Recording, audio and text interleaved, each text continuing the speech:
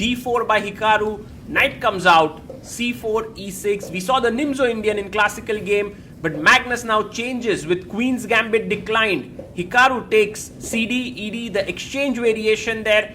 Bishop comes to g5. This structure which we have on the board is called the Carlsbad structure. And now Magnus brings his bishop out to e7. Hlkaru pushes his pawn to h6, bishop h4, and Magnus goes for his line which he's played sometimes, bishop g4, f3 comes back. Look at Hlkaru's speed of blitzing out moves. He's clearly making a statement to Magnus that I am well prepared here, so be careful. Magnus also making his moves quickly. This is definitely turning into a prep battle. Black also castles rook e1. Now this is the new move. This is the novelty in the position. This position had been reached before. It was the first time rook e1 has been played, and you can see Hlkaru thinking about his move.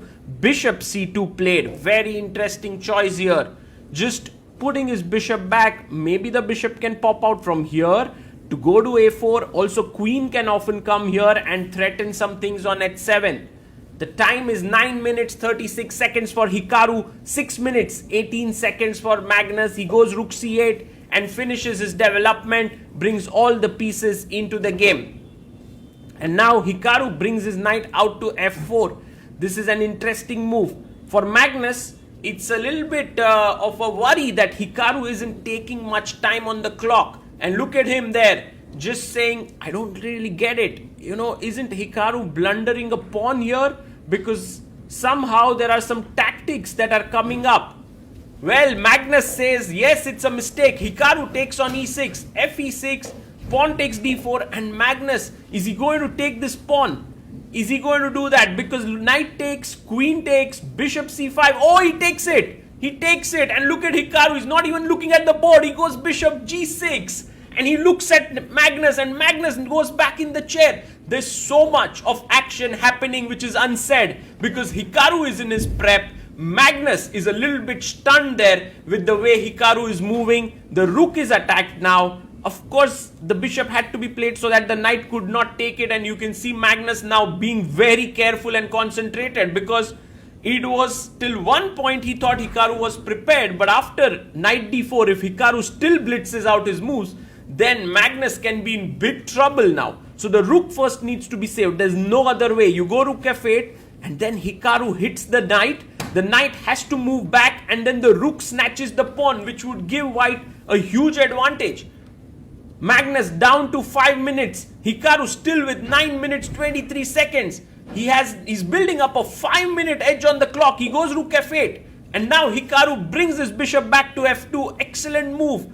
Now Magnus needs to move his knight away, and then the rook will take this pawn. We'll assess the position that takes place after that. Rook takes e6.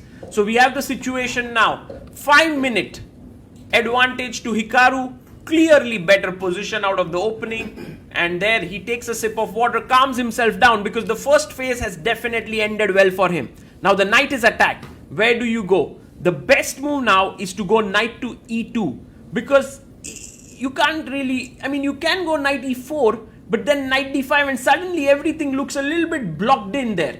So that's the reason why knight e2, attacking the pawn on d4 makes a lot of sense. You then have 1, 2, and 3 attackers, and it's not so easy to defend this d4 pawn. So Hlkaru rightly taking his time here because this is the first move that he's come out of his prep. Magnus very focused, and he plays his knight to e2. The best move is on the board. You can bank on Hlkaru and Magnus to find some of the best moves. After all, they are the two best speed players on the planet. And now, how does Magnus continue? There's one way to just give up this pawn, to go knight d5 and tell Magnus that if you want to take this, please be my guest. You are looking at the f4 square. So basically, if knight here, then knight takes. If bishop takes here, then knight f4, and it is trouble time. So actually Magnus can go for this knight d5 move, but he is thinking, and it's a bit worrisome, right, for Magnus, because he's down to now 3 minutes on the clock, and he's just made 20 moves. And then in the end, you'd get only 1 second increment per move after move 40, and that generally isn't enough to even think a bit. It's just enough to make your moves. Well, Magnus can defend the pawn as well in the center with bishop c5. That is definitely possible. Well, if you play queen d7 trying to trap this rook here, there's bishop f5. So Magnus goes for bishop c5, which is very logical. He defends the pawn, but now Hlkaru can actually play rook c1, hit the bishop here right in the center, or there's also another strong move, queen b3, trying to put some kind of a discovery and also attack the b7 pawn. You can also play knight to f4, where the knight is then joining into the battle in a very, very brutal way, because these are the light squares are the weaknesses in black's camp, and black is missing the light squared bishop. So after knight f4, you are angling at these light squares. So Hlkaru taking his time, rightly so. Where are you going to use all the time if not now? 3 minutes 15 seconds for Magnus. Hlkaru down to 7 minutes and a few seconds on the clock. Here, one idea is definitely queen b3, and I really like this move because there is 2 attacks there, but he goes knight f4, and this is a nice move. Okay, now for Magnus, he goes knight d5. He unleashes an attack on the knight here.